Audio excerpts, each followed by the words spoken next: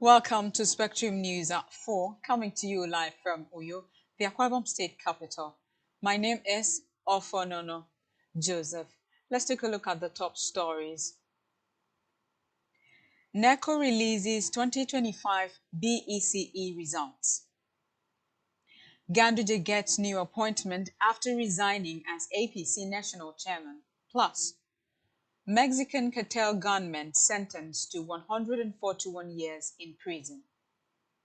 Stay tuned for details of these stories and more in just a moment.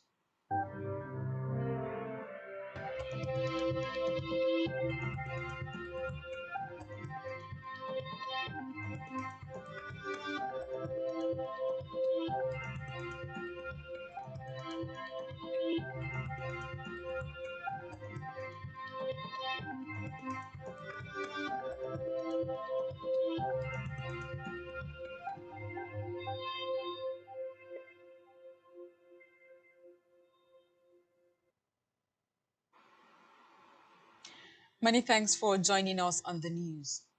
Our first report this afternoon is from the Red Chambers, where the Senate has also approved 272.47 billion naira for the Nigerian Communications Commission (NCC) and 15 billion naira for the Universal Service Provision Fund (USPF) as their budget for the 2025 fiscal year. The approval followed the presentation of the reports from the Senate Committee on Communications by its chairman, Ikra Bilbis, during plenary. Bilbis described the NCC as a pivotal institution in the country's digital transformation journey. He urged fellow lawmakers to support the committee's recommendations. According to him, the fund is focused on extending telecommunication services to undeserved and rural communities across the country.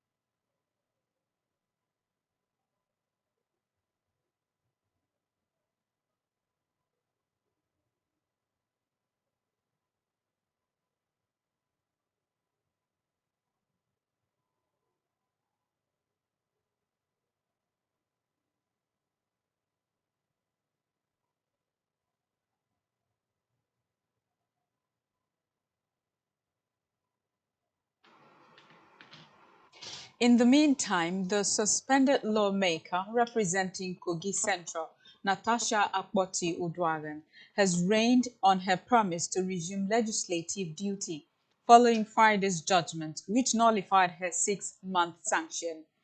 The senator also failed to tender a public apology in two major dailies and her social media account, in line with the court order. Recall that Akpoti Dwagan had in a viral video said she would resume her legislative activities in the Red Chamber on Tuesday.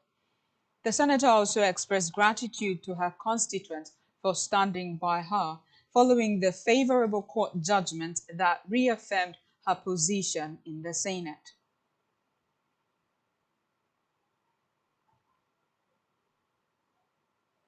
In another development, the Examination Council today announced the release of the 2025 Basic Education Certificate examination results.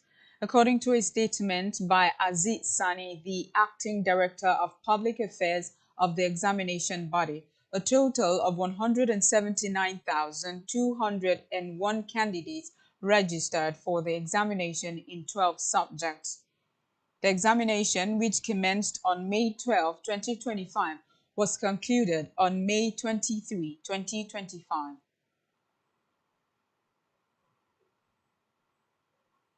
Away from that, a former governor of Kano State, Abdullahi Umar Ganduje, has been appointed the chairman of the board of the Federal Airports Authority of Nigeria, FAAN. This comes only a few days after Ganduje resigned as the national chairman of the All Progressives Congress, APC. The announcement was made during the formal inauguration of newly appointed FAAN board members in Abuja. Recall that Ganduje resigned from the ruling party's exalted position last week, citing urgent and personal matters.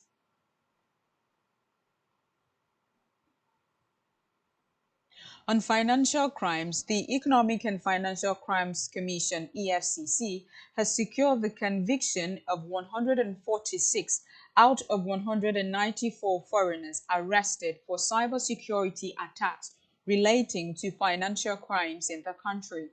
The EFCC chairman Olukayede said majority of the foreigners posed as Nigerians with stolen identities to defraud unsuspecting individuals and institutions in the country, while Nigerians are being accused wrongly for such crimes. The chairman of the EFCC, Ola Olukoyede, disclosed these on Wednesday at the Abuja Continental Hotel during the opening ceremony of the International Cybersecurity Conference organized by the National Information Technology Development Agency, NIDA.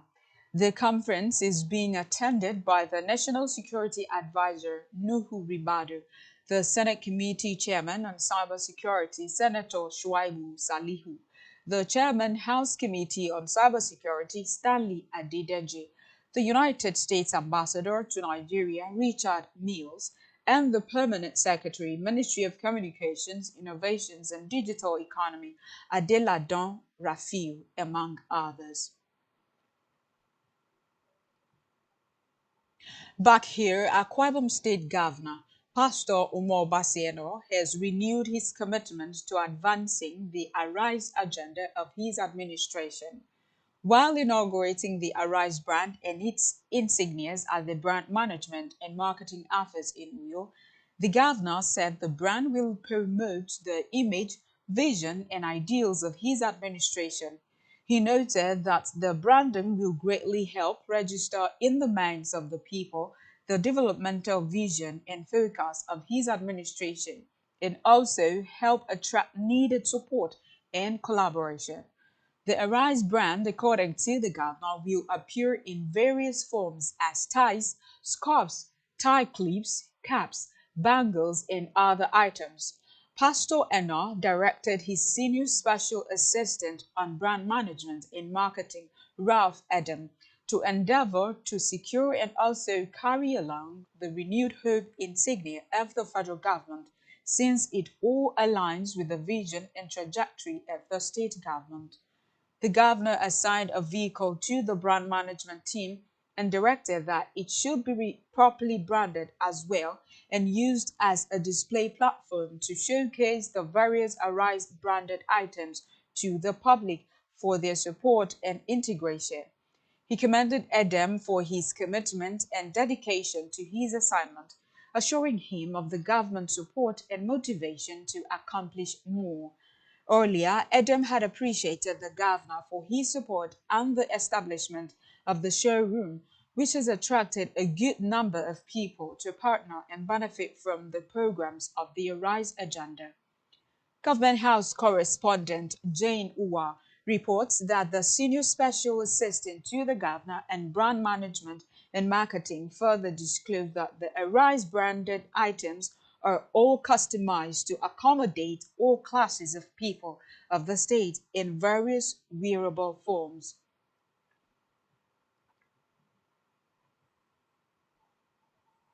In the meantime, Akwa Ibom State government has ratified the approval for the construction, pavement, and the rehabilitation of a 0.8 kilometers dual carriage flexible pavement at Itam Industrial Park in its local government area, noting that the project is designed to provide strategic infrastructure to support the growth and development of the industrial estate, thereby contributing to the state's economic advancement.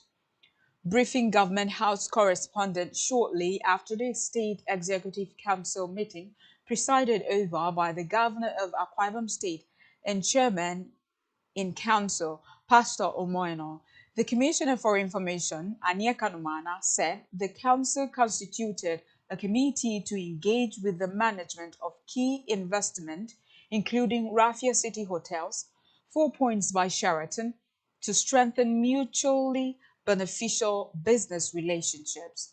The committee was further given 30 days to submit its report and mandated to design and propose a sustainable and efficient management framework for the Ibom Hotels and Apartments brand across Nigeria, including the establishment of a functional and well-composed board to oversee its operations.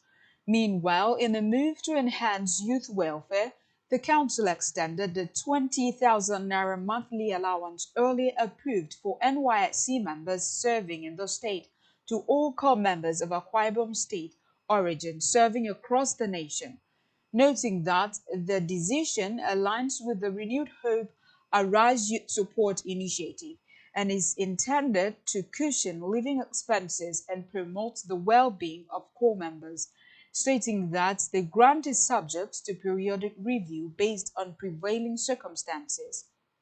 The Executive Council received a progress briefing on preparations for the forthcoming Akwa Ibom State Sports Festival and directed the planning committee to fast-track all arrangements to ensure a timely and successful hosting of the event, which is aimed at discovering and nurturing the sporting talents of Akwa Ibom youth.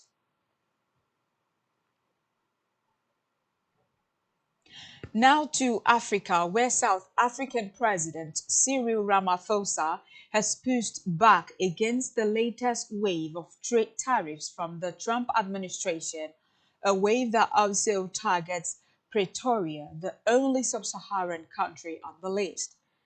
The move from the White House comes as the American government announced that it would be delaying the start of some of its most aggressive import tariffs, which it imposed, among others, in April on nations around the world. According to a statement published by the South African Presidential Office, South Africa maintains that the 30% reciprocal tariff is not an accurate representation of available trade data. It said in its interpretation of the available trade data, the average tariff imported goods entering South Africa stands at 7.6%. The statement further noted that South Africa will continue with its diplomatic efforts towards a more balanced and mutually beneficial trade relationship with the United States.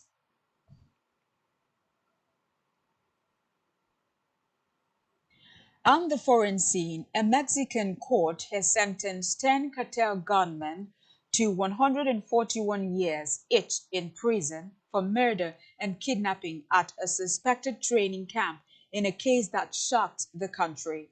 The men were arrested last September at a ranch authorities say was used as a forced recruitment center for the Jalisco New Generation Cartel, one of the country's most powerful criminal gangs. According to authorities, two captives were freed and a dead body found when the military raided the property in the western state of Jalisco following reports of gunfire.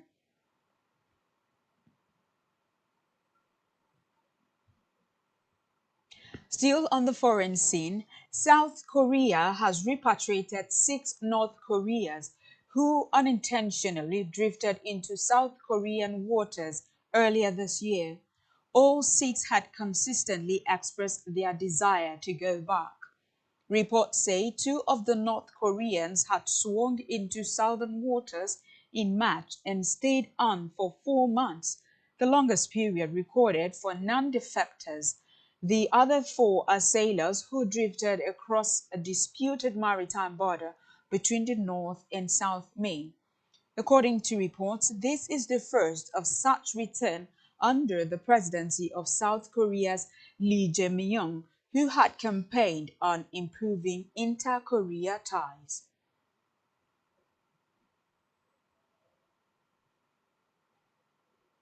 Still to come in the news.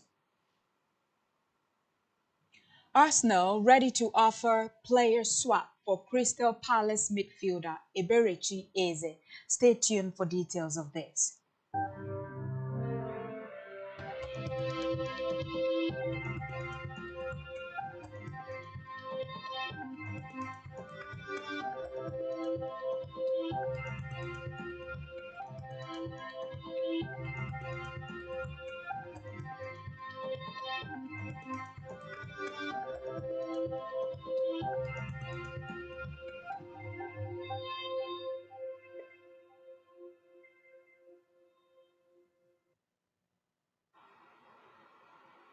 Nice to have you back. Now to the concluding part of our news stories.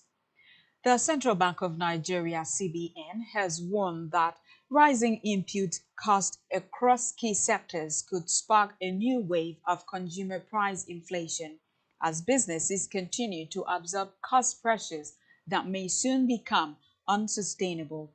This was disclosed in the June 2025 Purchasing Managers Index report released by the Apex Bank. According to the report, the input price indices for the composite economy, as well as for the industry, services, and agriculture sectors, exceeded their respective output price indices during the review period. The development, the CBN noted, signals mounting pressure on business margins, with firms currently absorbing costs rather than passing them onto consumers. Still in business, the Dangote Refinery Petroleum has reduced the price of petrol from 840 naira to 820 naira per liter. The 20 naira price reduction came 1 week after the refinery dropped the price of the fuel from 880 naira to 840 naira. This indicates a 6.82% cut in petrol prices by the Dangote refinery within a week. The spokesman of the Dangote Group, Anthony Chejina, told reporters that the company reduced the price to make the production more affordable for Nigerians.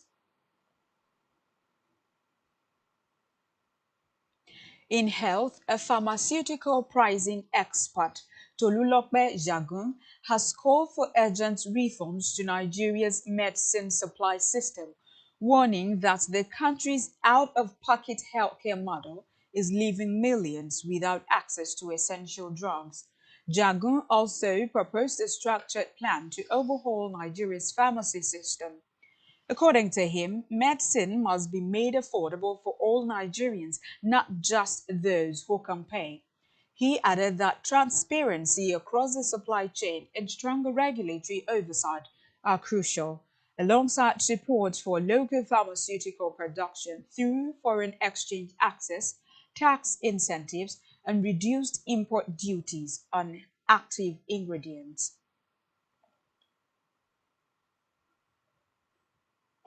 Now to sports, where Arsenal are open to including a player in their offer for Crystal Palace midfielder Eberechi Eze. Arsenal boss Andre Bece had held talks with Eze's representative as they look to beat Gunners' North London rivals Tottenham Hotspur to his signature.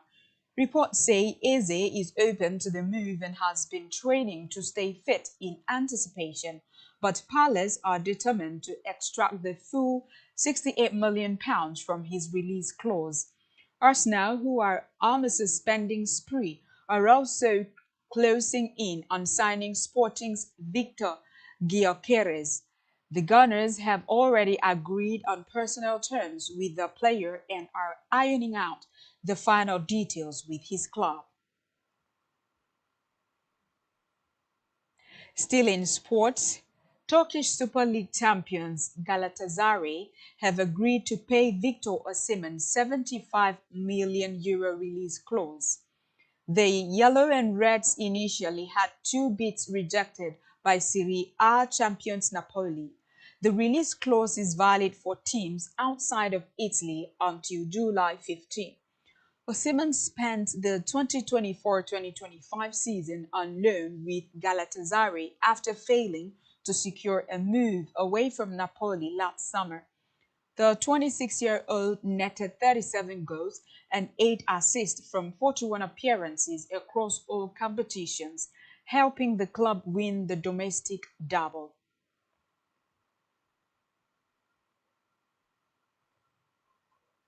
On our entertainment news, famous rapper Nicki Minaj has called out her colleague and music executive Jay-Z over an alleged debt. The Anaconda hitmaker claimed that the Roc Nation boss owes her $200 million.